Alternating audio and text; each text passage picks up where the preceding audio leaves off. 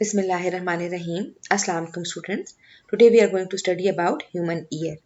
Human ear is a very important sense organ and it has got two main functions.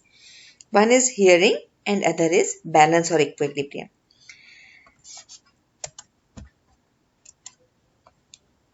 Ear, this is the structure of the ear. Ear has got three main parts: outer ear, middle ear and inner ear. Outer ear consists of pinna and auditory canal or ear canal, and it ends at eardrum. Pinna is made up of cartilage and skin, and it is responsible for gathering and focusing the sound waves towards ear canal. Ear canal has got hair and it has got special glands which produce wax. This wax is responsible, wax and hair, they are responsible for protecting the ear from small insects, germs and dust. They also have to maintain the temperature and dampness of the auditory canal. Then a thin stretched membrane, which is called eardrum, is present. Sound waves, when they are collected by ear pinna, they move towards ear canal and they start vibrating the eardrum.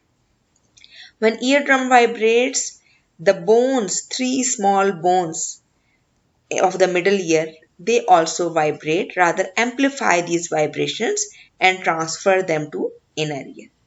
Middle ear is a bony chamber which is connected to the mouth cavity, oral cavity, with a tube called eustachian tube. Pharynx में open होती है eustachian tube, और eustachian tube का मकसद ये है basically to maintain a balance between air pressure inside middle ear and outside middle ear. Ear drum के दोनों तरफ एयर प्रेशर अगर एक जैसा होगा तो कोई प्रॉब्लम नहीं होगी. अदरवाइज जैसे पहाड़ी इलाकों में चढ़ते उतरते या फ्लाइट के टेक ऑफ और लैंडिंग के वक्त कान में जो शदीद दर्द होता है, वो क्या होता है कि उस वक्त यहाँ का एयर प्रेशर ऑडिटरी कैनाल का आउटसाइड द ईयर ड्रम और ये जो मिडल ईयर का चैम्बर है इसका एयर प्रेशर डिफरेंट हुआ होता है. तो ऐसे वक्त में अगर जमाई लें या मुंह खोल के सांस लें या च्युइंगम चिबाएं या बातें करें तो फिर जल्दी से वो प्रेशर इक्वलाइज हो जाता है. लेकिन मुंह बंद करके बैठे रहें चुप करके डर के तो फिर ये दर्द ज़्यादा देर तक होता रहेगा. अच्छा जी, कुछ इसी तरह की डायग्राम आपकी बुक में है regarding three parts of the year. ये है outer ear, this is pinna, ये वो खींचने वाला कान है आपका, इसमें बालियां भी पहनी जाती हैं वगैरह. ये है external auditory canal. Then this is the tympanic membrane और ईयर ड्रम, टिम्पैनम भी कहते हैं. इसके पीछे जो कैविटी है इसको कहते हैं टिम्पैनिक कैविटी, और ये यूस्टेशियन ट्यूब है. अच्छा, यहाँ पे तीन छोटी बोन्स है, the smallest bones of the body which are bony ossicles और ear ossicles, malleus, incus and stapes. When the sound waves vibrate the tympanic membrane, these bones amplify these vibrations many times, and this is the stapes is the smallest bone which is attached with a special point called oval window. और Oval window के साथ जब ये attach होती है तो sound vibrations को directly inner ear तक, ये पर्पल से जो पोर्शन शो किया गया आपकी बुक में, ये स्ट्रक्चर ब्लू से बना हुआ है, ये इनर ईयर है. इनर ईयर के तीन हिस्से हैं. The central part is called vestibule.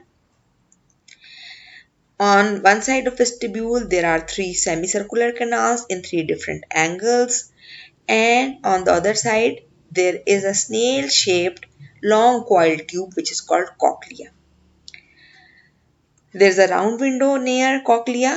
Sound waves enter करती हैं ओवल विंडो से, कॉक्लिया को वाइब्रेट करके फिर डिसिपेट होती हैं, निकल जाती हैं through round window.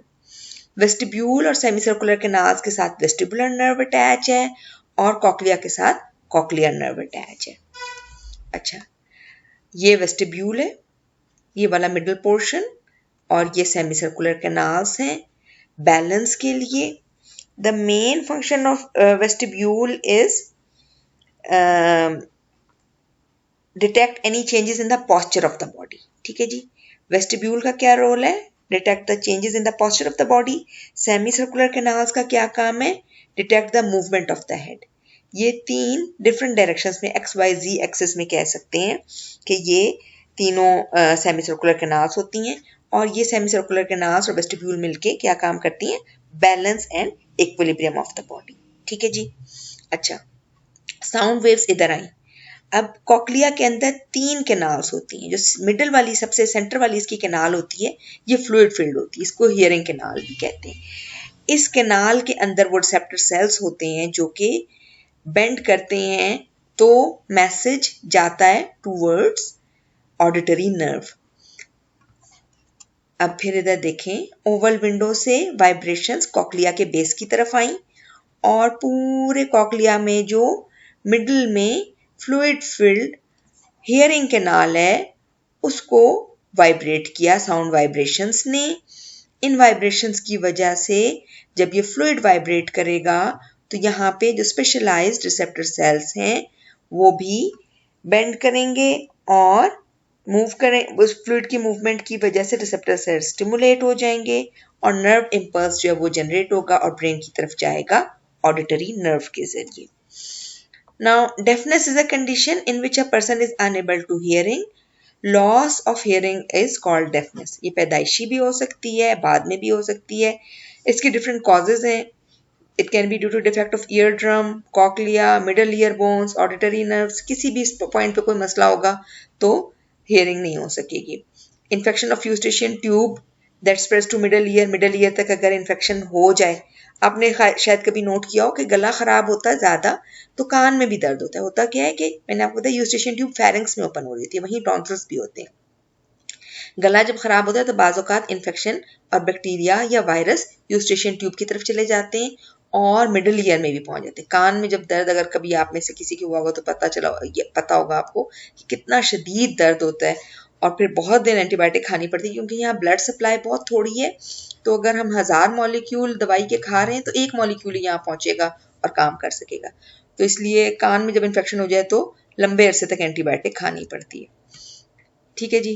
Then infection of auditory canal that damages the ear drum. अगर यहाँ पे इन्फेक्शन हो जाए एक्सटर्नल ऑडिटरी कैनाल में, कान में, एक तो कान में इन्फेक्शन गले से हुई वो भी खतरनाक है, दूसरी इधर कहीं कोई किस तरह चोट लग गई या कोई डैमेज हो गया, पानी कान में घुस गया, वहां खड़ा रहा, इन्फेक्शन हो गई, टिम्पैनिक मेम्ब्रेन तक इन्फेक्शन पहुंच गई, उससे भी। ठीक है जी। ईयर ड्रम डैमेज हो गया तो फिर भी हियरिंग खराब हो जाए। एक्सेसिव नॉइज, बहुत शोर में जो लोग रहते हैं जैसे एयरपोर्ट्स के पास या फैक्ट्रीज में जहाँ बहुत जोर की आवाज़ें या रोड्स के करीब जहाँ बहुत, इसलिए प्रेशर हॉर्न्स बजाना जो है मना, क्योंकि ज़्यादा शोर से क्या होता है कि ये जो हियरिंग कैनाल में रिसेप्टर सेल्स होते हैं ये डैमेज हो जाते हैं और ज़्यादा लंबे अरसे तक शोर में रहने की वजह से हियरिंग कम होते होते ख़त्म भी हो सकती है। स्ट्रॉन्ग ब्लोज ऑन चीक, अगर मुंह पे कोई जोर से मारे या चोट लग जाए किसी तरह जोर से तो उसकी वजह से भी इंटरनल ईयर के, इनर ईयर के या मिडिल ईयर के स्ट्रक्चर्स डैमेज हो सकते हैं, internal structures. Pointed objects entering auditory canal, अगर कोई पॉइंटेड चीज इधर घुसा लें और जोर से दबा दें किसी गलती की वजह से जो भी, तो टिम्पैनिक मेम्ब्रेन डैमेज हो सकती। कान का पर्दा इसको कहते हैं ना, कान का पर्दा फट जाए तो फिर हियरिंग नहीं हो सकती। अटैक फ्रॉम इंसेक्ट्स, अगर कोई कीड़े मकोड़े कान में घुस के काट लें तब भी ईयर ड्रम डैमेज हो सकता है, उसकी वजह से डेफनेस हो सकती है। सो बहुत इंपॉर्टेंट है कि इन सारे पार्ट्स का ख्याल रखा जाए और इनको प्रोटेक्ट किया जाए। थंडरस्टॉर्म क्या होता है? गरज चमक के साथ जो गरज चमक को कहते हैं थंडरस्टॉर्म, अमूमन इसके साथ बारिश भी होती है। लाइटनिंग क्यों होती है? It is basically due to static charges in a rain cloud. बारिश के जो बादल होते हैं जिनमें बहुत सारे वाटर वेपर्स या वाटर ड्रॉपलेट्स या क्रिस्टल्स मतलब के फॉर्म में भी वाटर हो सकता है, वो जब मौजूद होते हैं तो वो मूवमेंट, एयर मूवमेंट के साथ रगड़ खाते हैं और उनमें स्टैटिक चार्ज क्रिएट हो जाता है और बादल के एक हिस्से में पॉजिटिव, दूसरे हिस्से में नेगेटिव, इस तरह, या जमीन के ऊपर पॉजिटिव और बादलों का नेगेटिव। अमूमन जो क्लाउड्स होते हैं उनके ऊपर वाले हिस्से की तरफ पॉजिटिव होता है, नीचे की तरफ नेगेटिव होता है और उसके लिहाज से जमीन के ऊपर जो पॉजिटिव आ जाता है। तो बहुत सारी लाइटनिंग जो है वो आपस में हो रही होती है क्लाउड्स में, एक क्लाउड से दूसरे क्लाउड या एक ही क्लाउड के अंदर होती रहती है। लेकिन कभी कभार जब क्लाउड के नीचे वाले हिस्से में बहुत सारे इलेक्ट्रिक चार्जेस इकट्ठे हो जाएं तो वो डिस्चार्ज होते हैं इम्बैलेंस की वजह से और वो जमीन की तरफ भी आ सकते हैं। ठीक है जी। सो discharge caused by imbalances between storm clouds and the ground and or within the clouds themselves. ये होती है लाइटनिंग, ठीक है जी। अच्छा, कभी कभार ऐसा होता है कि बिजली चमकती लेकिन आवाज नहीं आती। आजकल ये जो गर्मियों की बारिश हो रही है इसमें गरज चमक नजर आती, गरज उतनी नहीं सुनाई देती। वो बादल जो बहुत ऊपर हों उनकी वजह से जो है ना उनकी लाइटनिंग नजर आती, आवाज वहां तक नहीं पहुंच सकती। लेकिन अगर वो बादल जमीन के करीब हों तो लाइटनिंग भी जमीन पे पहुंच जाती है और आवाज भी, थंडर भी बहुत जोर की पड़ती है। अच्छा, जब लाइटनिंग एक जगह से दूसरी जगह मूव करती है, यानी चमक जब होती है, बिजली एक जगह से दूसरी जगह जाती, चाहे क्लाउड से क्लाउड पे जाए या क्लाउड से जमीन पे आए, तो उसकी वजह से क्या होता है कि सराउंडिंग एयर जो है वो हीटअप हो जाती है, हीट प्रोड्यूस होती है लाइटनिंग की वजह से, और वो हीट जो है सराउंडिंग एयर को एक्सपैंड करती है और वाइब्रेट करती है, और एक्सप्लोजन की तरह का एक रिएक्शन होता है। एक्सप्लोजन क्यों होता है? Sudden increase in pressure and temperature from lightning produces rapid expansion of the air. इस रैपिड एक्सपेंशन ऑफ एयर से जो है ना साउंड ऑफ थंडर प्रोड्यूस होती है। और ये हमें अमूमन क्या होता है कि लाइटनिंग फ्लैश पहले नजर आता है और थंडर की आवाज यानी बिजली की चमक पहले नजर आ जाती है, और उसकी जो गरज है वो हमें थोड़ी देर से सुनाई देती है। और फिजिक्स में आप पढ़ेंगे कि इसके जरिए हम क्लाउड्स का डिस्टेंस मेजर कर सकते हैं। अगर जैसे ही बिजली चमकी है, आपने चमक के बाद जब तक आवाज नहीं आई, आप टाइम नोट करना शुरू कर दें, कितने सेकंड के बाद आपको आवाज आई है, उससे आप distance of clouds from the ground या जहां आप मौजूद हैं वहां तक उसको देख सकते हैं। अच्छा, यहाँ पे जब इस बात को हम डिस्कस करें बायो के लिहाज से, तो सेफ्टी प्रिकॉशन बड़ी ज़रूरी है कि कभी भी अगर गरज चमक हो रही हो और बादल की बहुत ज़ोर की गरज की आवाज़ आ रही है, उसका मतलब है कि बादल बहुत करीब है और बिजली ज़मीन पे गिर सकती है। ऐसे हालात में कभी भी आउटडोर नहीं रहना चाहिए, फौरन इंडोर्स चले जाना चाहिए, या किसी दरख्त के नीचे कभी नहीं खड़े होना चाहिए। दरख्तों के ऊपर बिजली अमूमन ज़्यादा गिरती है। बिजली किस चीज़ के ऊपर गिरती है? कोई भी चीज़ जो लंबी सी, ऊंची सी, अकेली सी हो, ठीक है। एक अकेला दरख्त, एक अकेली बड़ी सी बिल्डिंग, एक अकेला इंसान जो खड़ा है। अगर आप आउटडोर्स हैं और आपको कोई जगह नहीं समझ में आ रही, इर्द गिर्द दरख्त हैं, तो ऐसी जगह जो दरख्तों से दूर हो, वहां बिल्कुल अपनी बॉडी को इकट्ठा करके क्राउच होके थोड़ी सी जगह आपके ऊपर बैठ जाएं, हाथ बाजू टांगे सब जोड़ के करीब कर लें जिस्म के, तो बहुत चांसेस हैं कि आप बिजली से बच सकें। और जिस वक्त बिजली कहीं गिरने लगती है तो मेटल अगर वो सरफेस होगा तो वो ब्राइटली चमकता हुआ नजर आएगा बिजली गिरने से कुछ सेकंड पहले। और अगर आप इस तरह के हालात में बाहर हों और आपको लगे आपके सर के बाल और जिस्म के बाल खड़े हो रहे हैं, तो इसका मतलब है आप पे बिजली गिरने वाली है। फौरन से बैठ जाएं और अपने पूरे जिस्म को थोड़ी सी जगह पे इकट्ठा कर लें, और जमीन के ऊपर भी ना लेटें भी नहीं, खड़े भी नहीं रहें। कोशिश वैसे ये करनी चाहिए कि गरज चमक की ऐसी सिचुएशन में आउटडोर्स ना रहें, इंडोर्स रहें, और दरख्त के नीचे ना बैठें, क्योंकि अकेले बड़े जो सबसे ऊंचा दरख्त होगा, जो अकेला दरख्त होगा, उसके ऊपर बिजली गिरने के बहुत ज्यादा चांसेस होते हैं।